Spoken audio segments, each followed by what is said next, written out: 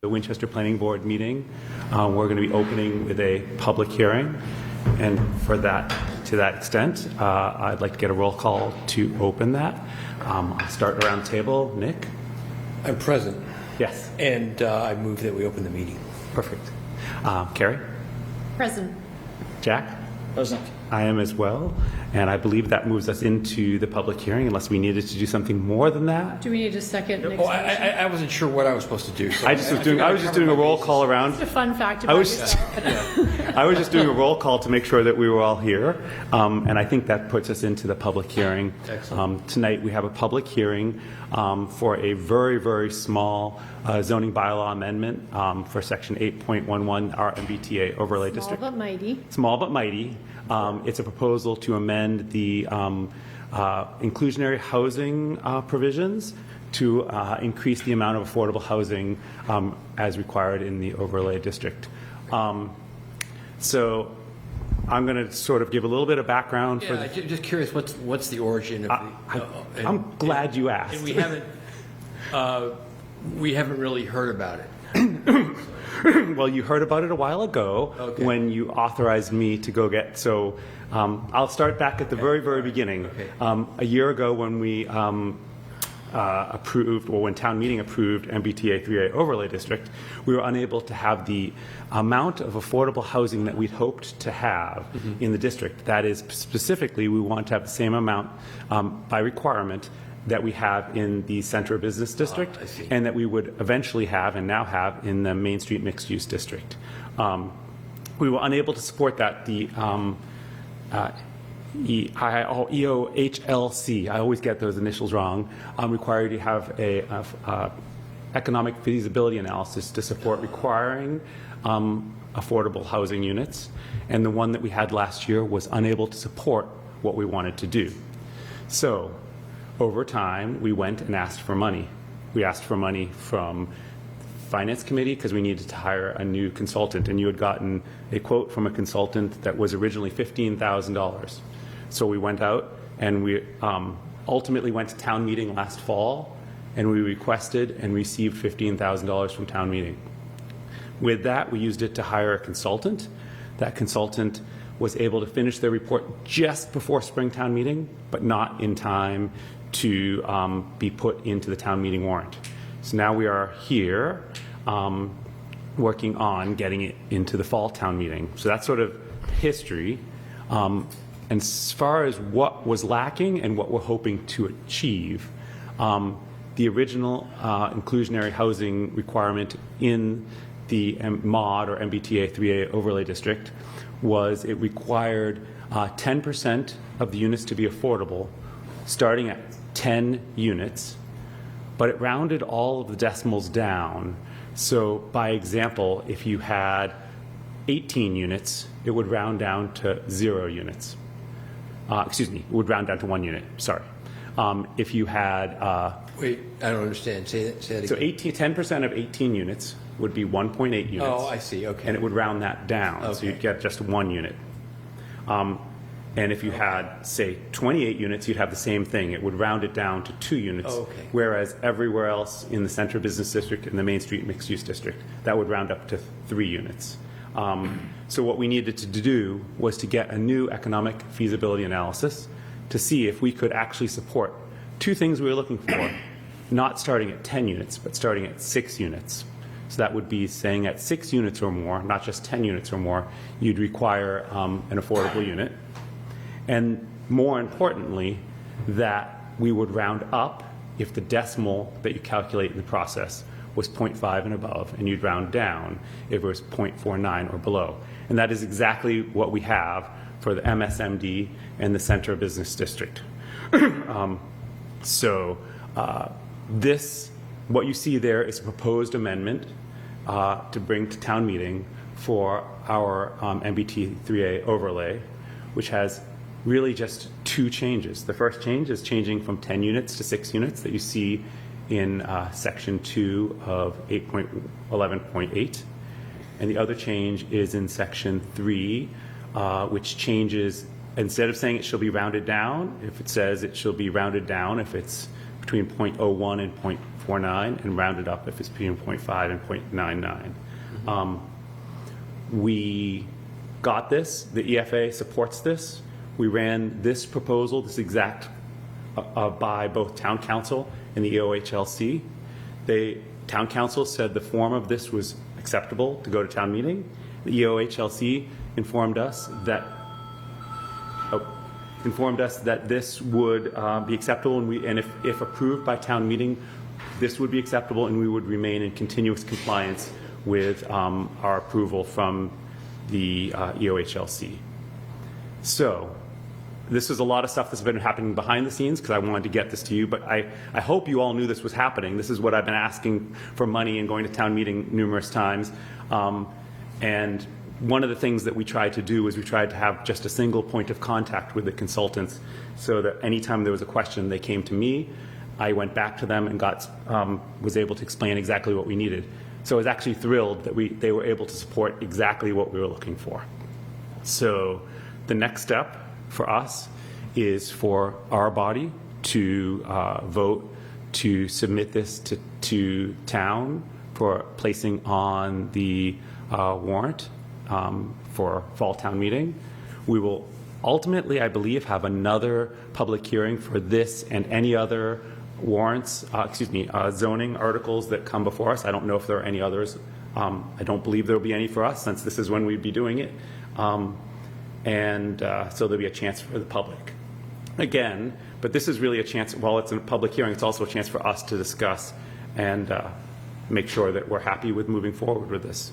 So it was a lot I just spit out in 5 minutes, but I'd like to have us discuss it, welcome anybody from the public who has any public comment, and then ultimately have a discussion and decide if we're ready to vote to put this, submit it to town. I catch everything there? Yep. Okay. So if there are any questions, I would welcome them from you guys. Does this, are there any downsides in terms of anything that we can think of?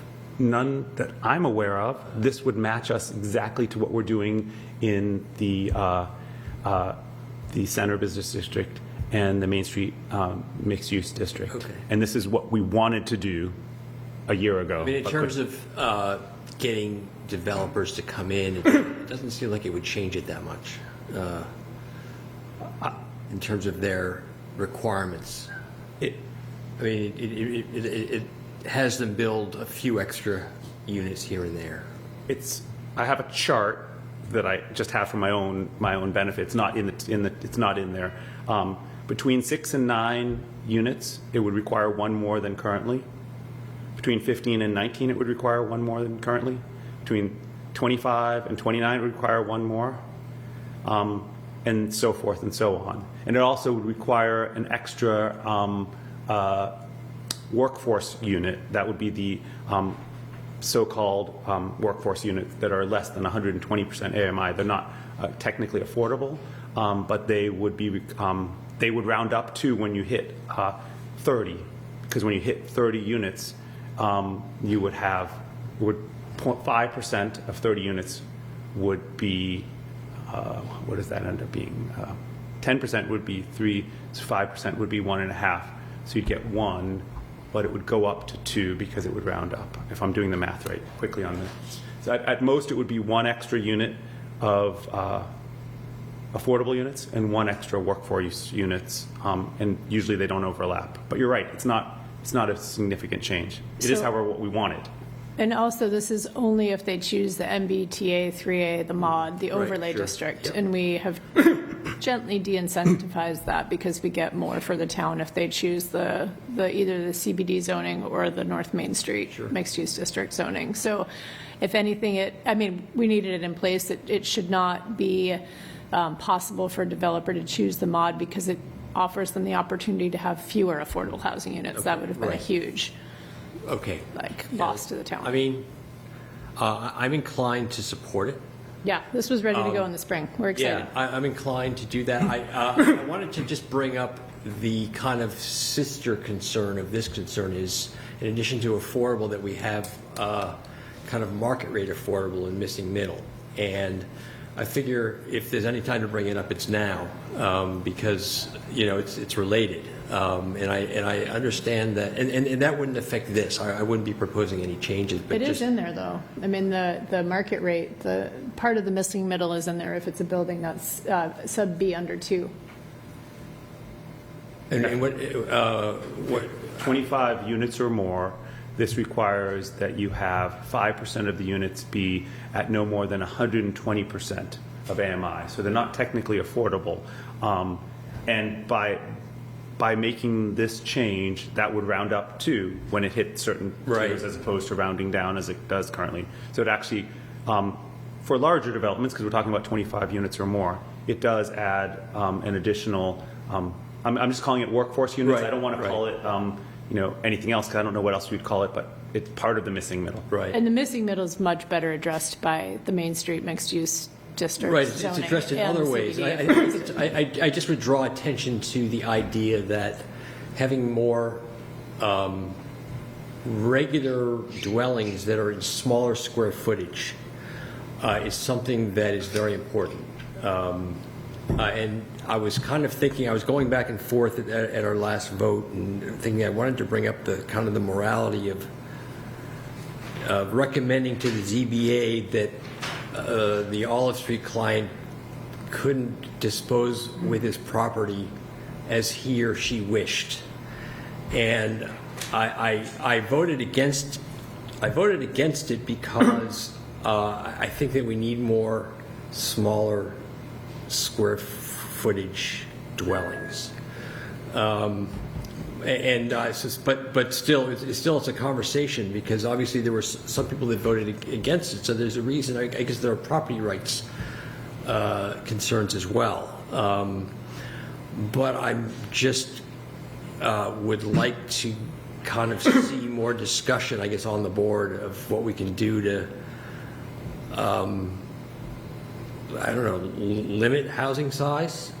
I mean, Diab said it's illegal to limit it, but we did. well, we can't tell property owners something to do that's outside the parameters of their zoning permission. And Right. so as the only flex we would have as a planning board would be to revisit the zoning of certain districts and either allow areas, I mean, I think that. Allow maybe a twoplex or a fourplex Right. So- instead of a 5,000 square foot house. Right, that would be Because super I think we have a popular lot of in town. 5,000 square foot houses, and it's making it harder and harder for people to move to Winchester. Right, no, I agree it's- with you, but we'd have to, I mean, we would do it with zoning. Yeah. So is that something that we would think about, or is it too hard? And it's certainly something we could think about. Nothing is too hard. Right. But it would be hard. Would be I mean, it would require thought. Write that down. Right. It would require thought. It also may require the state getting rid of single-family zoning. Oh, that's the state. But it wouldn't require the state to do that. It would require us and town meeting to do that if we wanted Yeah, to. I'm saying. Yeah. Practically speaking, in a race to that finish line. Okay, so you might be think it would be hard to get a vote to Cambridge eliminated single family. I believe they have as well. Didn't they? Yeah. And we now have the ADUs. Right. Which in many ways allows basically it's a de facto two-family, but of certain size limitations and how you Right. can build it. So it certainly is, has been expanded. It's subordinate housing, Yeah. I mean, for sure. But I mean, I will back Nick's point up that this should be presented to town meeting in the context of what are we doing with affordable housing, because we are, ever asked and maybe like a little stalled because all of our percents are, every project that I think is coming down the pipeline is counted in our current percent, which is quite low. So whether we're saying we've done a lot and we're deprioritizing it, or whether we just say, we may be looking at, I mean, I don't know. I'm leaving that to the chair.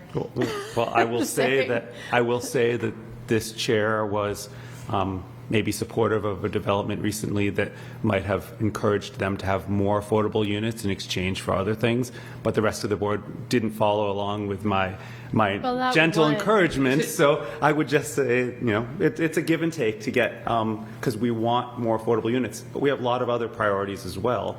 Having mixed use is a priority too, and so It's give and take. Is it possible to put to the town meeting a non-binding vote to get the sense of whether there is any interest at all for multifamily zoning? I believe we got that vote when we suggested we do it on Ginn Road. Oh, okay. So, I know. I mean, there's no short answer to that, and I am not your chair, so I would not ask me. I mean, I think to Brian's point, if we're going to one-off, then we need to define a basement before we move forward.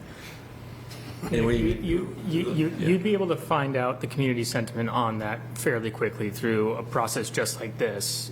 Any zoning change has to go through a public hearing. And so if the board wanted to present something that changes zoning, we'd have to have this exact meeting. Right. And I would guarantee you that the room would be filled. So you would certainly understand what people start thinking of that concept. Right. There would certainly be people in support and against it. Right. But that conversation, way before it happens at town meeting, would happen in this room. That'd be a great conversation for like April of next year, I'm thinking, to sort of kick off for John. And I agree. And it's just because it's a huge thing to tackle. Yeah. It's also, we shouldn't go first with an open inquiry to the town. Oh, I mean, see. we're the planning board. We should sort of suggest this is an area of town that has the square footage to support it, that has the street structure to support, that's like our job is to plan. Yeah, yeah. We should be looking at areas where we know the zoning, could be flexed without creating,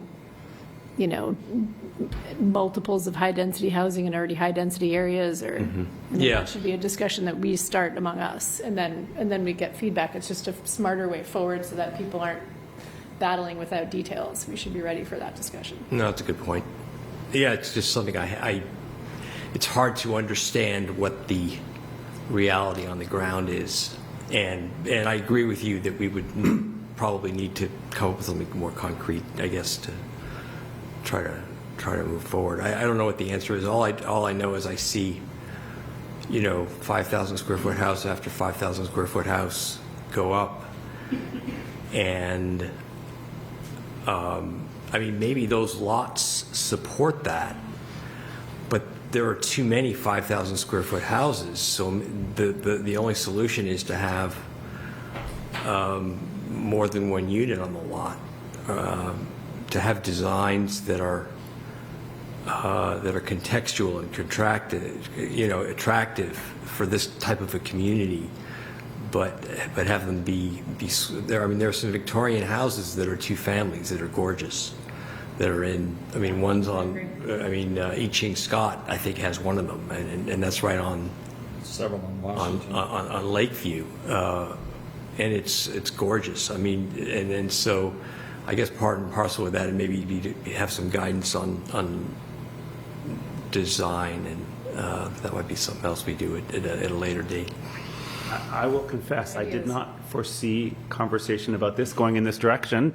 I welcome it, but I didn't foresee it when I was imagining last night lying in bed. How will this conversation go? It didn't go this direction. But as I mentioned, I'm inclined to be supportive of what we have here. But I think it's a really important topic. I agree. I think it's the real topic. It's the underlying topic of Winchester. Yeah. I agree. This is nice. It's a few units, but the real topic is, being able to have a multitude of smaller square footage, dwellings that people can buy. The pathway to ownership feels important. Yeah. Good point. It's another curveball for you. You can rule me out of order. No, I won't rule you out of order and just way out of order. I do want to remind everybody that we're going to allow public comment, but Yes, of course. before we debate. This is still I didn't notice this when the town meeting passed this, but section 2 used the phrasing whether new construction, substantial rehabilitation, expansion, reconstruction, or residential conversion. And the word substantial sticks out because it's not really defined. We ran into this problem with the Historical Commission in our bylaw, Chapter 14, where we use the word substantial as part of the definition of demolition. And it raised a lot more questions than it answered. What exactly is substantial? Can we quantify it? Well, the Historical Commission's solution was, in fact, to quantify it. I don't know in this instance if it is quantifiable, if this is a future amendment we need to consider, but who decides whether a rehabilitation is substantial? Is that the building inspector? No, I would ask Taylor if you have an opinion on that, but I'm not sure I'm prepared to answer that myself right now. I mean, somebody could come in and say, this isn't a substantial, rehabilitation. I'm just, Yeah, I mean, I think to your point, it is too opinionated. You can certainly ask me, and I'll have one opinion. You'll have a different one. Tom will have a different Yep. one. The building commissioner. So I understand that. I understand your point. Yeah, I just think we want to, not now, but at some point, we want to discuss this, because I think it's an important, it could be a sticky wicket down the road. If you lock horns with some developer who says, this isn't substantial, and Tom says, yes, it is, but it's not defined. And as I say, I don't know if it can be defined. I don't know. I don't know. I don't know. Might be a question for town council. Whoops. A little escapism on the screensaver. That looks nice. That's very relaxing. Arches. Yeah. I don't know that I have an answer, That's okay. and I'm not sure. Do you want to keep that? I think it's something we should consider, that's all. Are you proposing it's something that we consider now in this amendment? No. Caps lock is on. I mean, if we ever get the funding to actually go through and audit our bylaw, those are the things we should clean up. Yeah, exactly. Now, we did, in the Historical Commission, we had proposed doing an amendment to the bylaw, but the town council said it was not necessary. He overruled us. He said, you guys can just have the definition for yourselves and share it with the town building inspector. And so he made the judgment on the basis of the application, the building permit application, whether it involved substantial demolition. But we gave him some guidelines. That's the point. Right. We do need guidelines. So we may want to do something like We that. may want to, and I would have to double check and see, do we have the word substantial defined any, it's as Carrie said, it's part of the full bylaw review because maybe somewhere else it's defined better, and I'm not Yeah. 100% aware of that. It's So. also, if this is in sync with the underlying, then this could be everywhere. We could have this in Yeah. like 4 different places. Yeah. No, but that's a good point, and it's being added to my list of, there's always something new. And I wonder if that word appears in also the mixed use, the North Main mixed use district. I didn't look. I saw it today when I was reading this, and maybe Center Business District as well. And we might want to look for those. Good point. Thank you. With that, I would like to open this meeting for public comment. If you would come to the microphone and state your name and address, allow you up to 3 minutes to speak if anyone's here, and sign the sheet if anyone's here, speak. I would be mostly you, John, if you're interested. Come on up.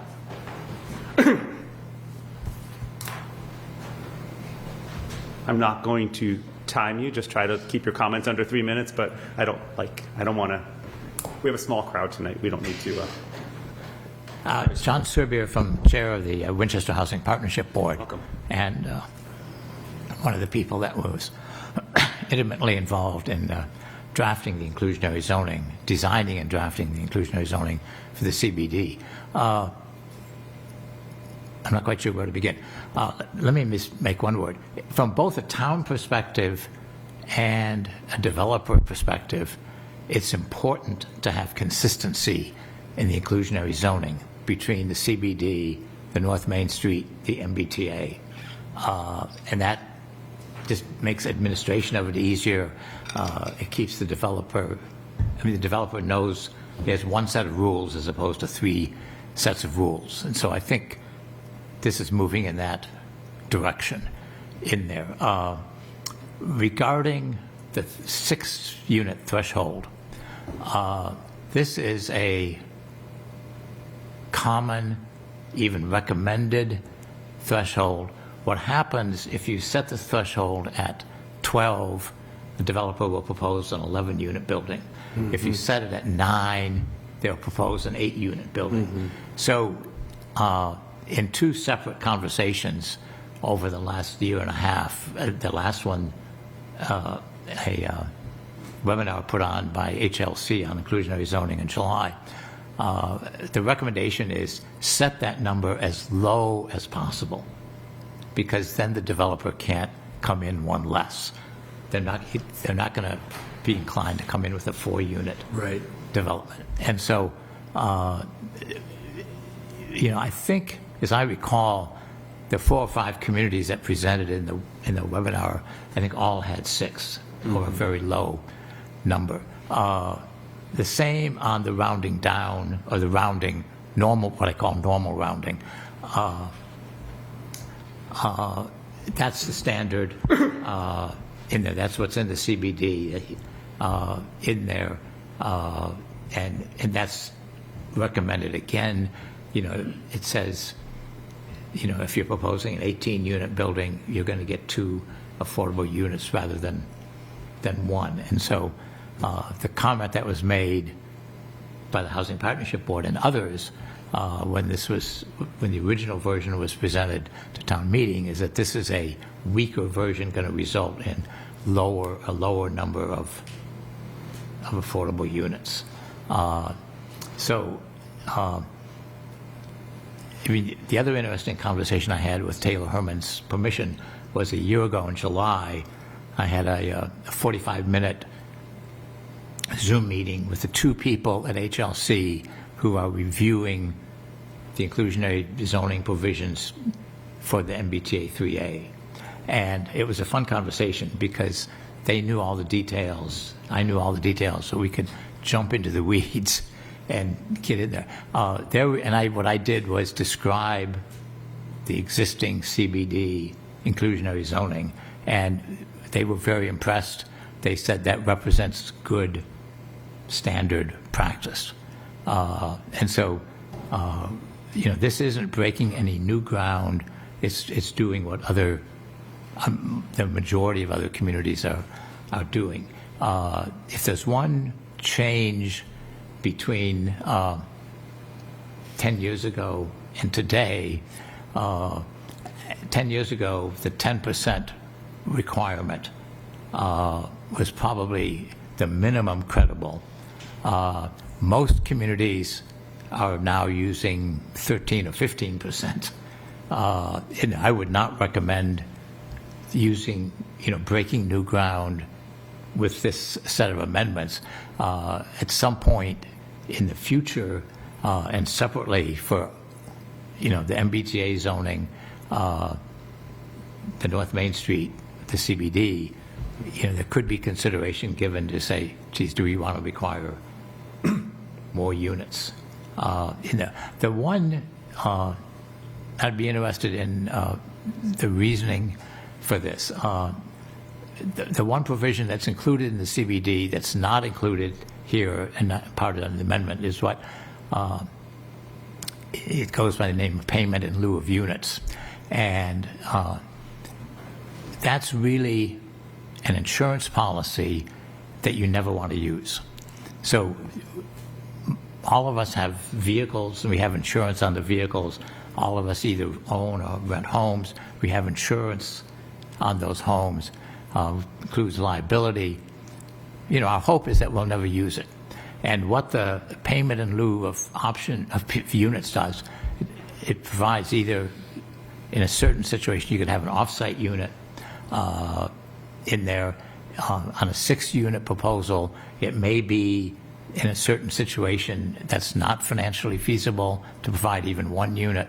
And then you can negotiate a dollar contribution. I'm interested in why you chose not to include that in this amendment. That's a good question.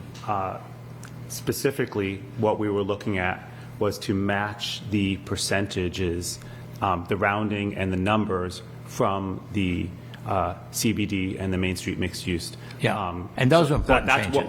That's what we were looking to do. So I don't know that I have a good answer for why we chose to not do something. It's not a direction we went. I will say that it's hard when we have a proposal that wants to do payment in lieu for an affordable unit in other areas of town, in either the Main Street or mixed use or the CBD, because what is that value to be?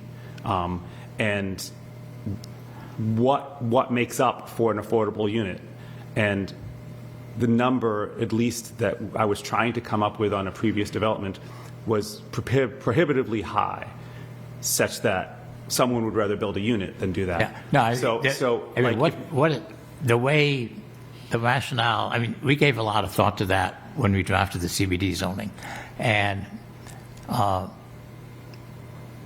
what that does is that if a developer claims that it's not feasible to include even one unit, then that provides an opportunity for the town to negotiate with that developer, and you can look at the financial pro forma for the project.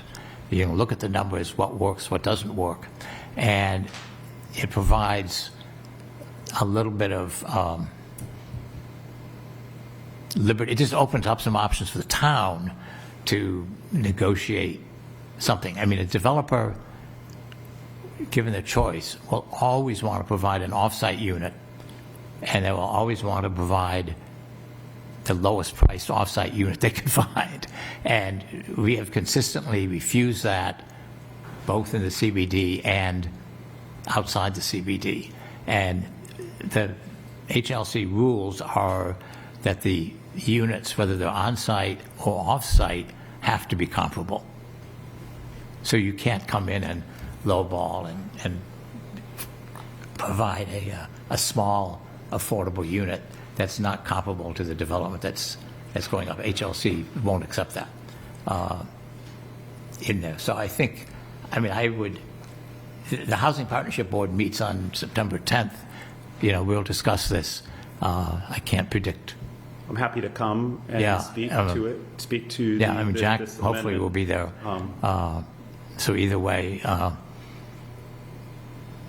you know, I can't predict their reactions, and I learned of this last Thursday. So, in fairness, this was a town meeting. We asked for this money. We gave a presentation at town meeting about asking for this money. We've talked about it at a number of our meetings, and I did reach out to you right before this because I wanted to make sure your board and the Affordable Housing Trust and Select Board were aware this was happening. But this, I just want to be fair to myself. This is not something we've been doing in secret. This is something we've been working on for a year and a half now to get to this point. yeah, no, I mean, I was aware of this last summer during the fall. I hadn't heard anything in the last several months until last Thursday. Well, also, we spoke. But it sounds and like you were communicating, I believe, with the consultant we were using. I told you who they were using. I sent you emails about this work going on. I'm not trying to be accusatory. I just think I did my best to inform you that this work was going on. Oh yeah, no. I mean, and the original plan was to use MAPC as the consultant. I'm not sure what happened in those negotiations, and so Fougere did the original work. Diab and Taylor and I had lots of discussions with him to try to convince him, telling him, you didn't do what you agreed to do. And it was frustrating for us, but he had a standard spreadsheet that he wanted to use, and everything had to fit that spreadsheet. Thank you very much. So appreciate it. So that, I assume that the newspaper doesn't want to give public comment, but I didn't want to. Would you like a motion? I would love a motion. I move that the planning board recommend the adoption of these changes to the bylaw. The specific, you need me to spell out the specific bylaw? I don't think you need to. I think it would be clear enough based on what's on screen, you could say. Yes, the section 8.11.8 subsections 2 and 3, altering the affordability requirements within the MBTA overlay district. I enthusiastically second that motion. Thank you. Any additional questions or comments? Well done, Brian. Thank you. Yes. I'm very happy. Let's do a roll call vote before. I mean, well done on the motion. I will again congratulate you if it passes. Nick. Aye. Carrie. Aye. Jack. Aye. Chair votes aye. The vote is unanimous 4-0. Well done, Brian. Very happy to get to this point. Yeah, it was a lot of work. I mean, I bet it was a lot of work. It took a lot of time working with the consultants, although I have to say they were very easy to work with. I told them exactly what we wanted. I told them only contact me. We went back and forth, and they came back being able to support exactly what we asked for. So I was delighted with how it worked out. You can brag that it was significantly under budget, too. I will It was remind you. Yes. $7,500 instead of the original $15,000 that the MAPC wanted, which was upped eventually to $25,000 when we went to do it. So, in fact, we couldn't have even done the work with MAPC with the money that town meeting gave us. But thanks to And Taylor, returned money back who to got this all to work, we were able to get this to work. So, Good. Make that point yes, in town meeting, we're returning money.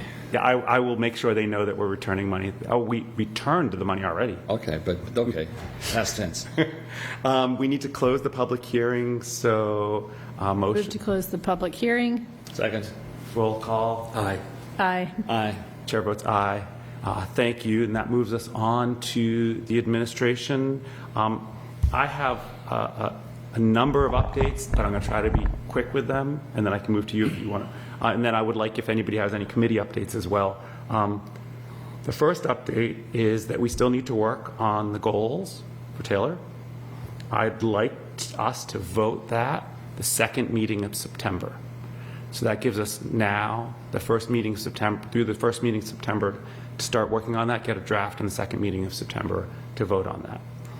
And there's something in there, I recall, about education, about historic architecture somewhere, I thought, In where? in the goals.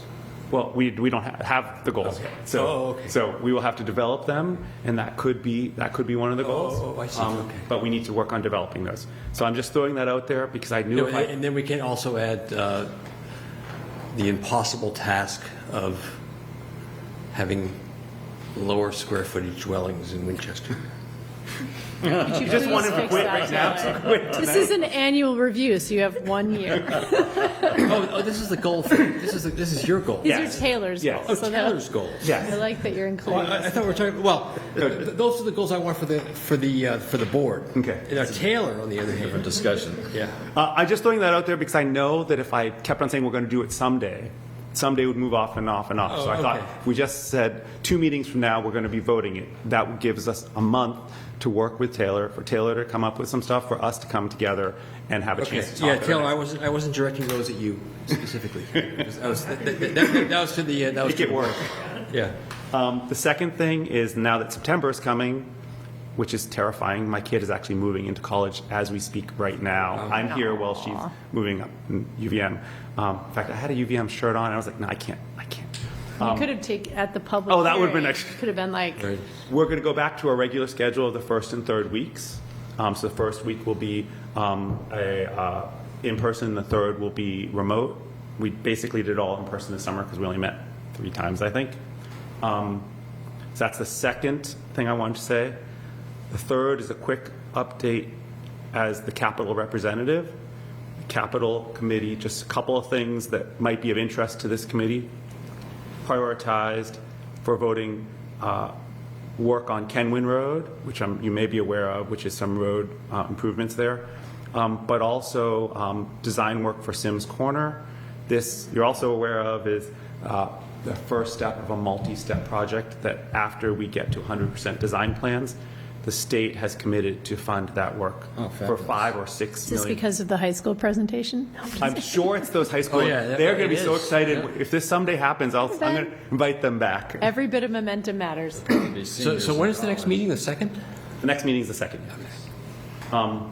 And then the last thing I wanted to mention from that was that the Capital Committee went to the Select Board last night and encouraged them to package a number of town hall repairs into one big project, potentially funded.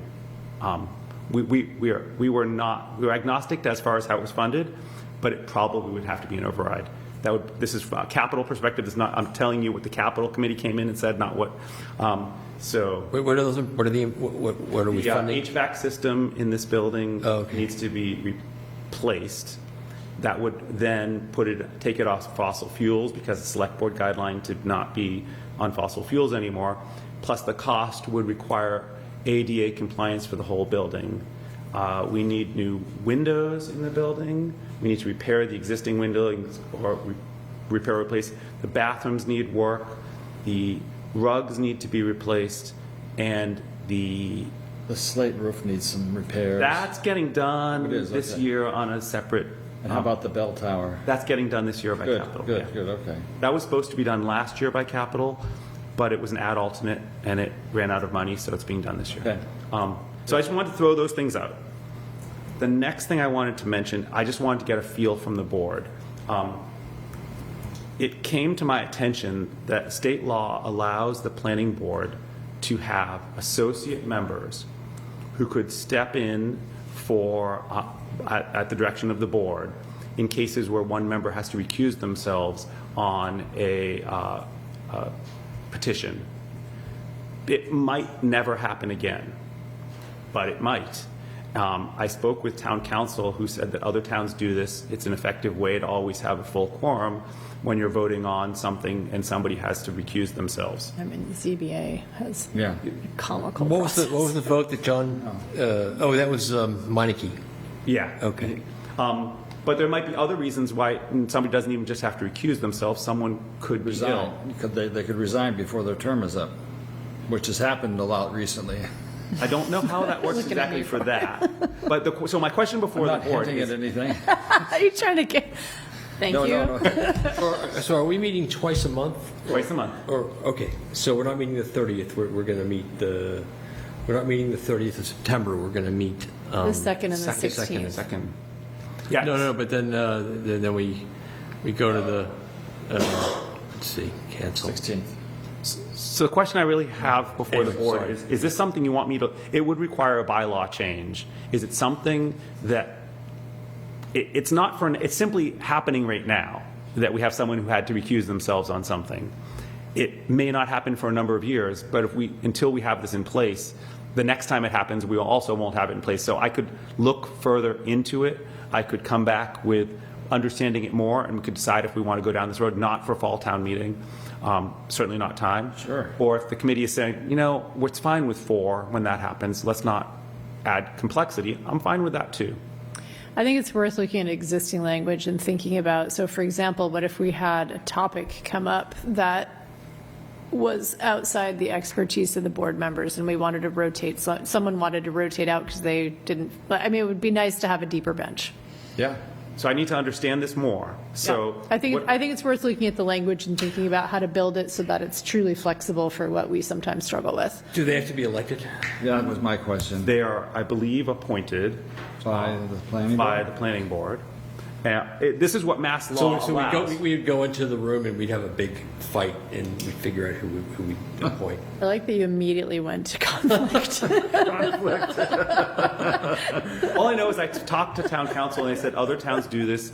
We should absolutely consider it. It would require a bylaw change. Sure. And Carrie, so just to clarify a point that you just made, so you do appoint a person every year. You can reappoint the same person year after year, but you appoint a person every year just with the internal appointments of the board. But you cannot just selectively choose, I don't want to be, I'm not good at this special permit, so I'm going to step down and let this other person do it. It has to be a legitimate reason, like an illness or someone has to recuse themselves. So you can't just selectively choose to use But I'm saying if somebody, a but 6-member just because. yeah, but if you recuse yourself, I think there are examples where you might recuse yourself because you don't you abstain from a vote, like what's the extension of abstaining from a vote? Eventually like, recusing yourself from the project because the person on the bench happens to be an expert in historic architecture. If you recuse yourself completely from that discussion, couldn't they step in for that? To my understanding, that's not how it's written. You I can't don't know. use I the think we should person. look at whether we you can't use the person just because they may be more suited, because they aren't an elected member. The town didn't elect them, but I feel look into it more. I feel like you have told me it's something that worth at least looking at. Yes. I'm not even sure if I want to. I'm not sure right now whether we should do it or not. But I don't know enough. But I know enough that it might be useful. So. Yeah, no, I see your point, Taylor. It's like you can't have the ringer on the bench. You just have to have like someone who can cover any position. I get it. But you can recuse yourself for some really dumb stuff, like my friend's kid is friends with That's whatever. true. Neighbor. Yeah, normally it's a conflict of interest where Yeah. you stand to gain or lose by the outcome of what's being voted on, or you were involved. Yeah. And that's generally the guideline for recusing.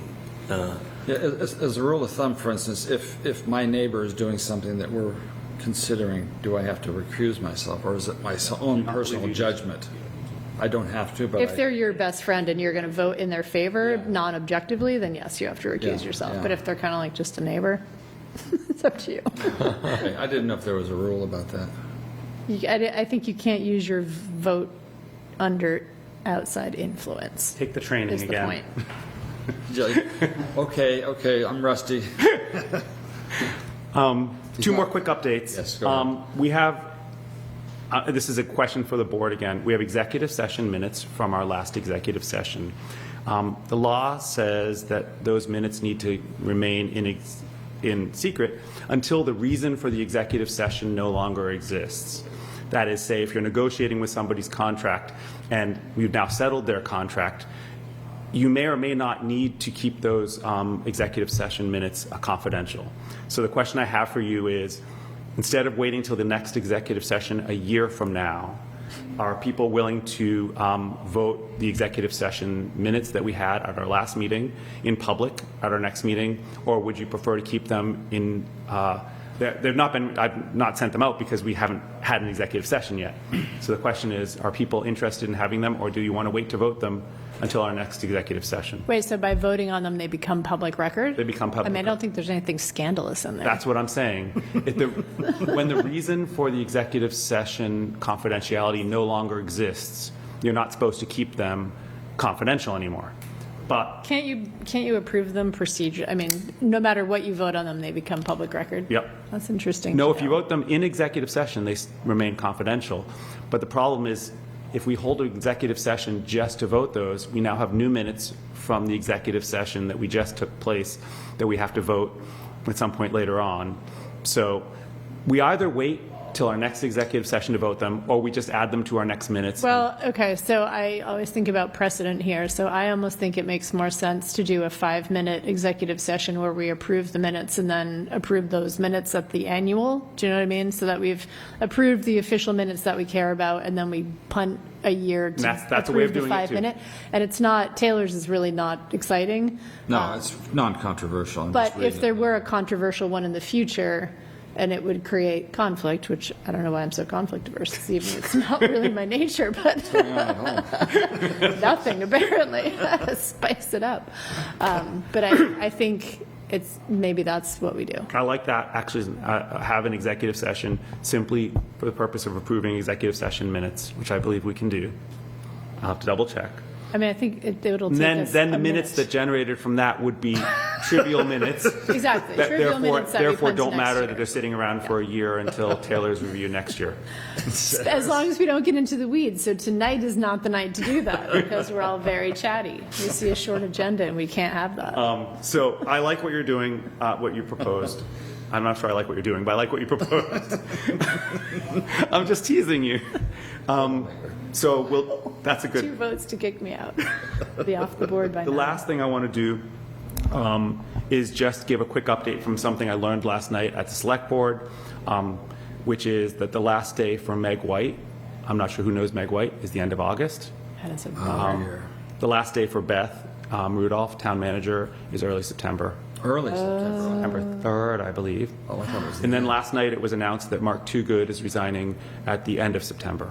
So I just think it's, I'm not saying anything out of order. These weren't all stated in public session last night at Select Board, but I want to share it with this body because there will be some, Cratering of institutional knowledge. a lot that of we need it. to navigate. kidding. Capital relies on Mark and Meg.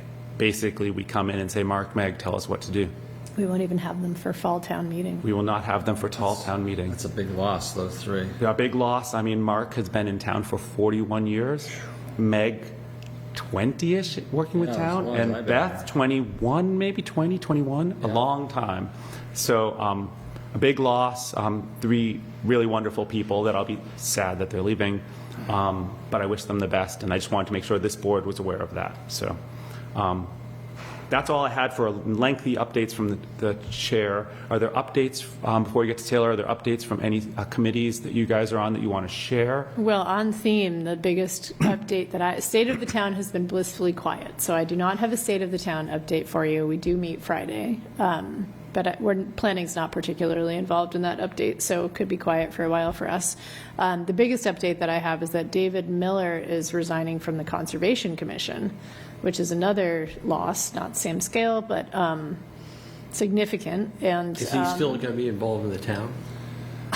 He seems to be backing out. no, he's resigning He from works town really meeting, hard. from He Permanent joined Street Tree Committee, from what was it, the WCC? Yes. Dropped off that, yep, too. off Oh, he did? that. Because he was going I'll have to home. leave that Yes. because he's the Concom appointee. He's so competent. I mean, he's so great at Yeah. the things he leads, but he has other interests and he wants to pivot. So Got grandchildren.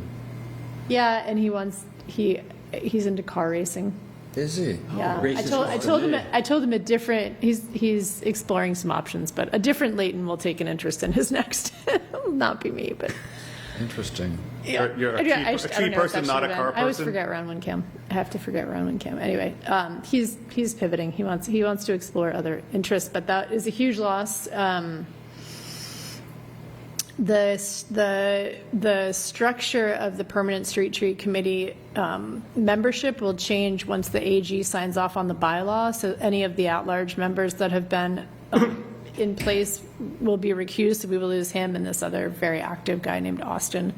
So there's an opportunity to add members if anyone's interested in joining that group. And if they want to join and then immediately become chair, there may be real opportunities ahead of them. Someone out there? Yeah, but he's also our Concom sort of point of contact for 10 Converse, so something we should have on our radar, and a loss to the town. He's an asset. Indeed. Thank you for the update. Yep, that's all I got. Any other updates from committees? No. As John Sabir said, the Housing Partnership Board does not meet in the summer. Our next meeting is September 10th, I believe. So we'll have something after that. And I'm happy to come to that meeting, Well, or you're welcome to present this. I would rather you present it. I can imagine. So with that, I'll kick it over to you, Taylor, if you're able to give us an update from staff. So I have two things. So the first is the public hearing for 972 Main Street was originally scheduled for tonight. That is moved to September 2nd, our next meeting. The reason for that is with the changes to the building, particularly the inclusion of commercial, making it a mixed-use building, has changed their special permit in a way that they needed to resubmit an application. When an application is resubmitted, you legally need 2 weeks in order to post for a public hearing. That put us after this meeting, so that's why it was moved to September 2nd. It was purely just a logistical process to make sure that everything was done legally. So that project is coming back on September 2nd with 40% commercial, and we will dive right into site plan and special permit review, just right out of the gate. The second one is some keen-eyed people like Jack, noticed that a public hearing for 10 Converse has also been posted. So 10 Converse will be we will also have a public hearing for a new proposal for 10 Converse Place on September 2nd.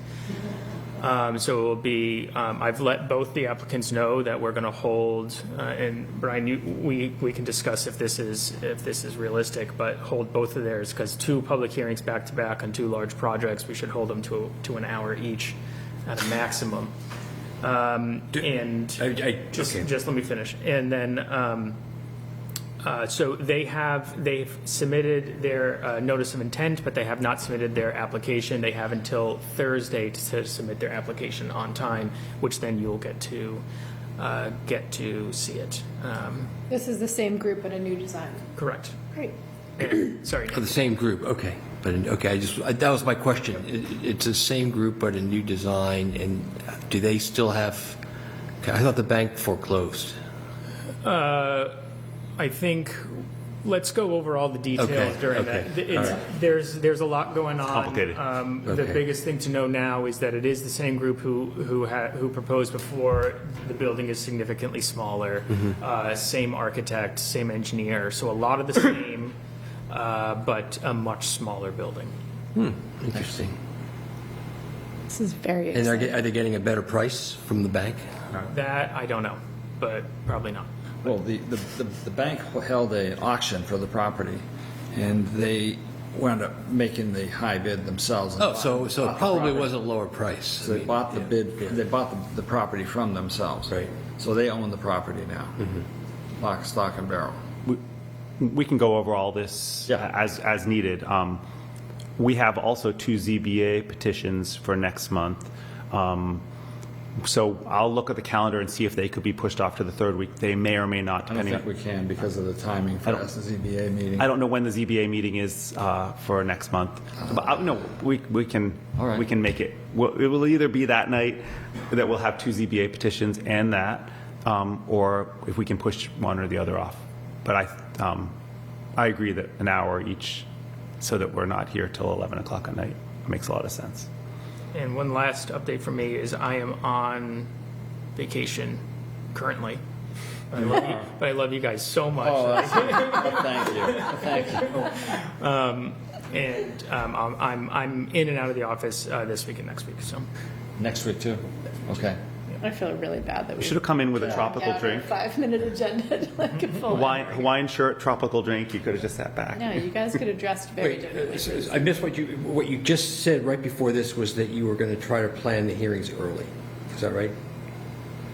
Or 7 o'clock? So that, 7 o'clock. right. So What I meant to say is we have 2 ZBA petitions and 2 public hearings that night. oh wow, that's going to be. So I'm going to look at the calendar Coming back from Labor and Day. see if they can not. take place, When's the your trip? ZBA petitions can Coming take back the night place before. the second meeting of Oh, I see. September. Okay. I don't think they will. they cannot. turn on They're oxygen. meeting on September Little 11th. They're meeting on September 11th? Okay. No, but I don't think that, Please below see the link for the September 11th ZBA meetings. Yeah. dang it. Yeah. So we have 2 ZBA petitions. Let's everyone be less loquacious. Yeah. Look at it ahead. I don't want to take it personally that I was the first set of eyes. You're just right in front of my eye. I have nothing. Oh, we have minutes. So any more updates, staff, board? So we have 1 set of minutes to approve. And I don't know if they're in there, are they? I don't think they're on the package. No. I know that Jack submitted some revisions. Did you send those to, did everyone send Yep, those? I sent Okay. those to everyone. I liked all the revisions you made. I had one suggestion that I spoke with Ian, but the format was slightly off. It had us doing our review of Taylor at the beginning of the meeting. That actually didn't take place till the end of the meeting, so that just needs to be wholesale picked up and moved to the end of the meeting. It was the last order of business, I believe. But otherwise, I thought they looked great. So I would welcome a motion to approve as amended. I would move that we approve the minutes of July 29th as amended. Second. All in favor? Aye. Aye. Aye. Any other business not known at the time of this posting? I guess we didn't know that you were going to be Taylor's on on vacation. vacation. We did not know. That's the showstopper. Motion to adjourn. So moved. Second. All in favor? Aye. Aye. Aye. Thank you, everyone. Thank you, WinCam. Appreciate Missed it. a shot to try for four-part harmony this evening.